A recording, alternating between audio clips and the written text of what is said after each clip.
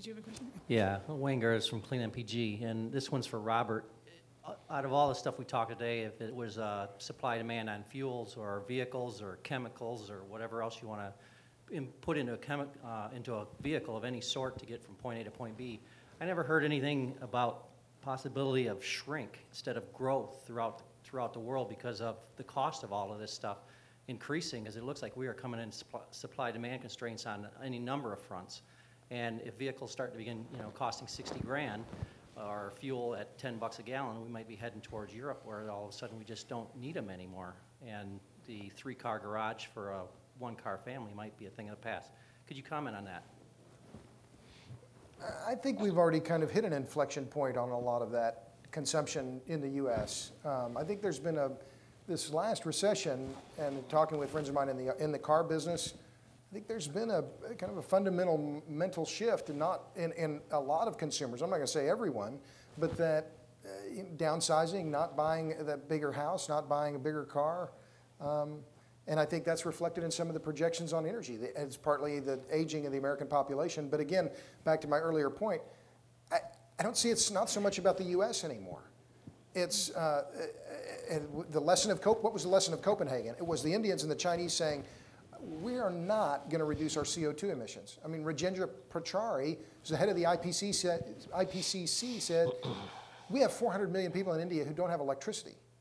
You think we're not going to use coal in India? You're crazy. So I take your point, but I think it's not. It's a global issue now, and it's an interdependent issue. So I agree with your point about the U.S., but I think we're in the wake now in terms of this.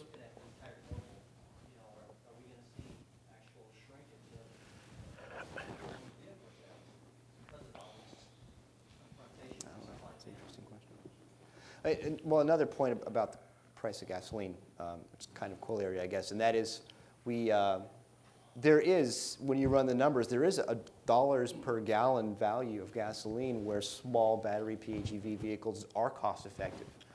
Depending on whose numbers you look at, it's somewhere between $5 and $10 a gallon. Those prices are not out of the question at all.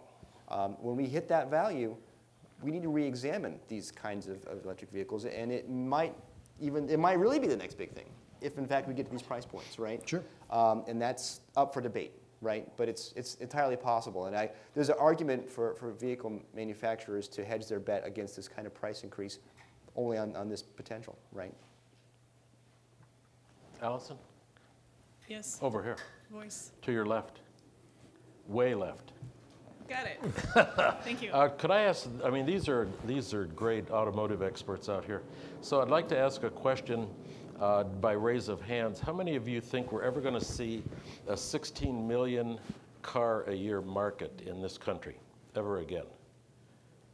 So, okay, in the next 20 years.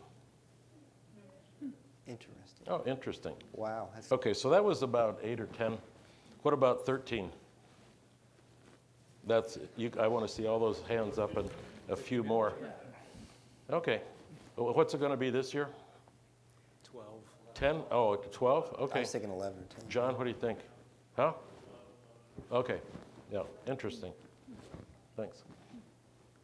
Yeah. I was just wondering, on the metals, both the lanthanides and platinum, is there any possibility we'll see a repeat of what happened with catalytic materials? I mean, 20 or 30 years ago, the amount of precious metal required for automotive emissions control was dramatically more, and over time, there are synthetic substitutes that have been developed. So in the case of the lanthanides, I'd have to assume there are some clever chemical companies out there that see this as a massive source of revenue if they can come up with viable alternatives. Same thing with the reference to fuel cell, PEM cells. I know Honda, GM, they keep, they're feeling very, positive about the sharp reduction in required precious metal content for their stacks. So could we see some breakthroughs in both cases for the metals to find some substitutes, synthetic substitutes? The breakthroughs are happening, right? There was a fantastic result, iron only, last year for oxygen reduction catalysis. really remarkable. Of course, it wasn't stable for the number of hours that we needed to be for insertion into an actual PEM environment, but there was another one, PDOT. It's a polymeric material, also very functional as a catalyst. And what you said, I think, is exactly right. It's a decadal thing. It's a 2 or 3 decade kind of insertion point. So we take a couple of interesting, promising lab scale results right now. Yeah, I think it's going to happen. But I don't know if it's going to happen in a time frame that's going to be commensurate with the way that we need to also have the concurrent infrastructure evolve, right? So I don't know. It's chicken or egg thing in some ways as far as selling this whole thing, platinum-wise, hydrogen-wise. And we need to have both sides to really make a compelling argument. And I think it's going to be a while before we have a low enough platinum content, hugely scaled solution. I think it's possible. It's going to happen, I'm sure. But For the rare earth metals, is anything happening in terms of synthetic replacement for alternatives? I mean, to be honest with you, I can't answer that. I guess my stock response would be something on price and technology are incredibly powerful drivers. And price of crude gets high enough, you get a lot more drilling. And if the price of the lanthanides gets high enough, you're going to see a lot of chemists involved in trying to reduce the content of neodymium, praseodymium, all these rare earths, and because they'll have no choice.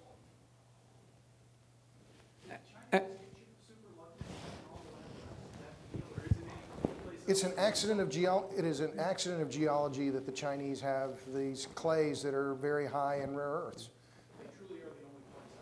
No, not the only place, but their ore bodies in China, as I understand it, are among the highest value, the richest ores. But Molycorp claims that their ore body content, their ore content is about 9%, and that's the key issue for them, as their CTO explained to me the other day. You have to start with a rich ore body, because if you don't, then the problem of big numbers, the tyranny of big numbers, really starts to kick the economics of it pretty hard. But just when somebody else actually has a large supply and tells the Chinese, well, you can screw us as long as you can, but the day will come and you're gone. Well, and one other part of the business issue with the lanthanides and the Chinese is, okay, so say Molycorp gets up and running, and they're going to have to raise a lot more money. So will Arafura Resources and Lynas and these other companies that want to get into this market. And so say they begin producing lanthanides and start selling them on the market, the Chinese could say, well, you know, we're just not really crazy about competition, and undercut their price. Right. Then it means everybody buys cheaper. Well, right, but we go back to single source supplier, and then the Chinese say, well, we don't have any competitors anymore. Guess what? We just doubled the price. Robert, what about Brazil? What about Brazil? Don't they have a lot of ore? Not that I know of. yeah, so yeah, I comment. So Chile and Bolivia have a tremendous amount of lithium, not to be confused with lanthanum. And in fact, recently Korea announced that they were going to develop or try to scale lithium removal from seawater. There's actually a fair amount of lithium salts dissolved in the oceans. We don't have a shortage of lithium on this planet. Lithium carbonate is very, very plentiful. And it is, none of the major battery manufacturers are concerned about lithium right now. And I recently met with SQM Lithium. They're one of the major producers. They produce some 30 or 40% of the worldwide lithium carbonate right now. And they have to shut down capacity. They're concerned because they can't sell at the price they want. And they're down to, for high quality, they're down to under $5 a kilogram right now, which is a pretty low cost considering in a kilowatt hour of battery, you don't have much more than 2 kilograms of lithium. So a $1,000 unit of battery has roughly $8 of lithium carbonate in it. So we're relatively price insensitive right now to the cost of lithium carbonate. If you consider what we pay at a pack level for the energy storage versus the commodity, we can tolerate a 2 or 3 time increase in lithium carbonate without blinking. And that takes us to seawater removal of lithium carbonate almost. So I'm not worried about that at all.